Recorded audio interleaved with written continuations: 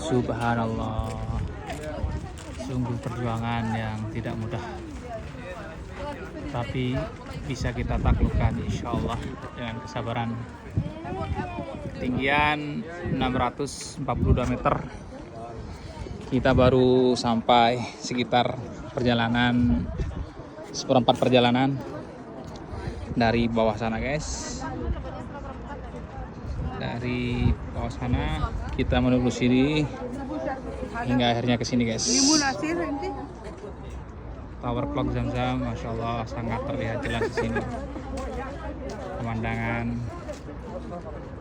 pemukiman warga dari atas Jabal Nur.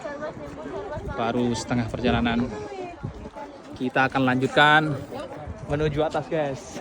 Bismillah, kita bisa lanjut